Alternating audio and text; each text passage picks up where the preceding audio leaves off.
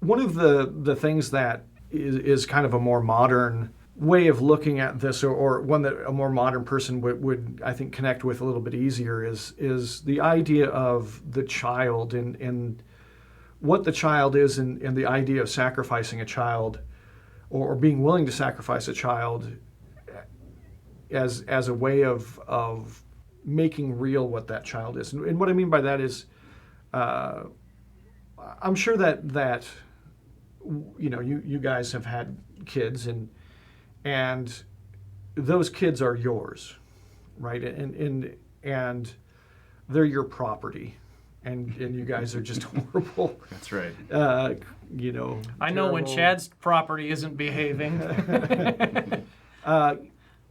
So there's there's kind of an effort. It started a number of years ago with the whole "it takes a village to raise a child." You guys remember that? Yeah. That was a big thing that happened a number of years ago, and there's kind of an effort to redefine children as being more community property than the property of their parents, and that's seen as a good thing by people. However, there's also the tragedy of the commons that things that don't belong to anyone don't tend to get taken care of Right. particularly well. And quickly. And I think that's pretty easy to see that the outcomes of children who grow up in orphanages or foster homes, things like that. It's not like they do so much better than ones that are put in the houses of their evil parents. And yet there's also the problem of that parents can take the fact that their children are theirs. Anything that you can say is yours implies ownership. It can be taken poorly. Let's just say that idea can be expressed in an unhealthy way. So from an archetypal standpoint, are you guys familiar with the archetypal father and mother figures and kind of how they go wrong? So the idea is you have the tyrannical father and the devouring mother. Devouring mother. Are you guys familiar with those ideas at all? Completely. I'm not. By name only. Right. I think. Well, the tyrannical father is pretty simple, right? Yeah, sure. The father who has, you're going to do this thing, and you're going to, and you can never reach his standards, and you can never live up to him. Sure. You can never, and then you have the devouring mother. We can say that the masculine archetype is the one who divides, and the feminine archetype is the one who brings together. Right. And those are pretty well known throughout, ancient literature, mythology, even storytelling that happens in a modern way. Even when the storytellers don't know that they tell those stories, that's what they end up telling. Those things can go poorly. Now, have you guys seen examples of that going poorly? The devouring mother is the one who's way too close. The tyrannical father is the one who's way too distant. And some of us have lived it, Yeah. right? Or we see it in the people we know. Yeah, I would Of say course. that all of us have experienced it To some degree, firsthand. right? As well as, I remember in the 80s, when I was a kid growing up, I would come home from school, and one of the TV shows that would be on would be Leave It to Beaver. Right? And it's, gee, Pop, I got a question for you, Yeah. and well, son, and it was Let very... me put my newspaper down. Right, yeah. Take the pipe out of his out of mouth. my mouth, and I'm and ready I'll to dispense. give you my whole attention and That's help you right. with this problem. That was kind of the ideal family. Yeah. And then with the 80s came, Married with Children's, the Simpsons, a whole bunch of pictures of the dysfunctional family. Sure. And these are generally the pictures of the dysfunctional family. The mom who will not let her children grow up, who wants to protect them from every challenge, so that they can't really overcome anything and experience the joy of overcoming and then thereby mature. The father who is distant, cold, and has unrealistic expectations of his kids. Where do you see the idea of sacrifice, the sacrifice of the child? Now, obviously not physical sacrifice of your child, but but the willingness to sacrifice your child. Do you see any way that helps to remedy those negative archetypes? No. Okay. I don't. Yeah.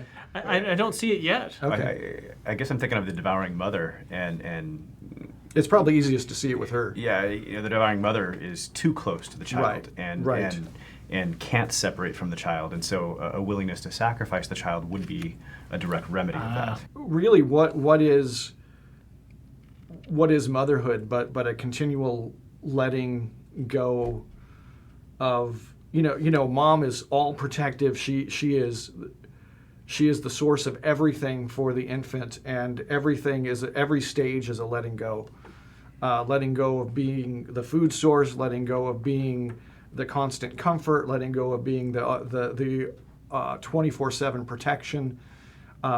In order for any child, but especially a male child, but any child, to grow up and be properly oriented in the world, to become what they need to become in order to take on the challenges of life, they have to have training and being able to go out there and encounter the world and take their lumps and learn that they can take their lumps. And in order to do that, the mother has to continually let go. There's a passage in the Bible that talks about women being saved through childbirth.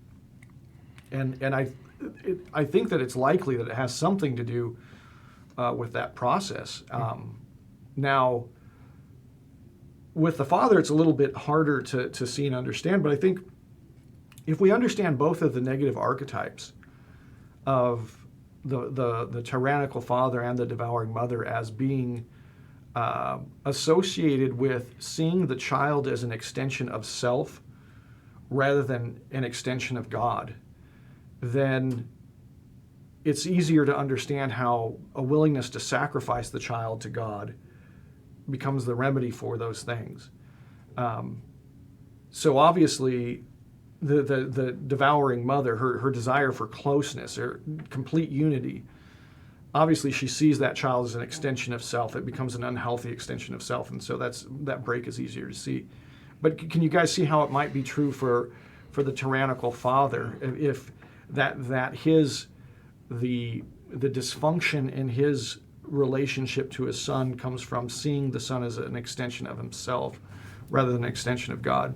I think quite often you'll see, a father who's kind of trying to live vicariously through his son, right, and trying to have his son live the life that he'd always wanted to live, sure, so to speak, and obviously the willingness to sacrifice your son to let his determination be made by God and not by the father. Right. I think even sometimes, what happens with the tyrannical father is he's punishing himself in his son. He's incredibly aware of his own shortcomings because he sees them in his son, and he doesn't like the shortcomings in himself, and so he punishes them in his son.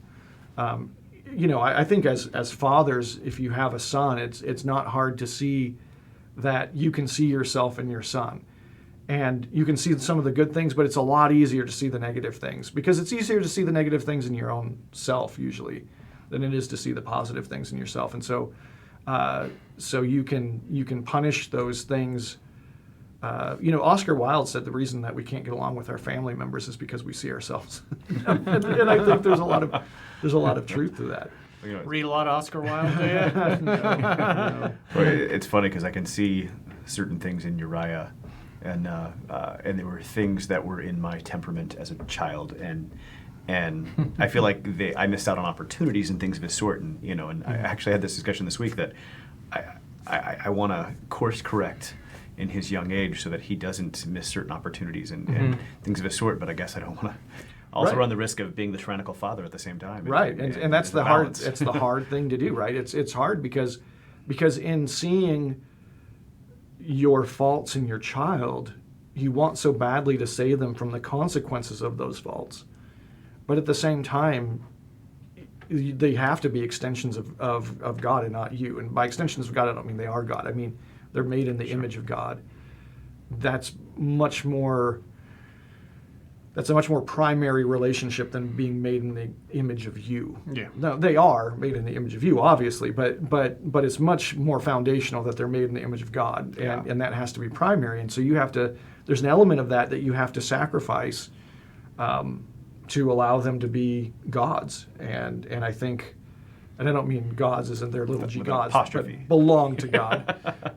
But you have to be willing to do that in order to have the positive outcome that you really want to have with them.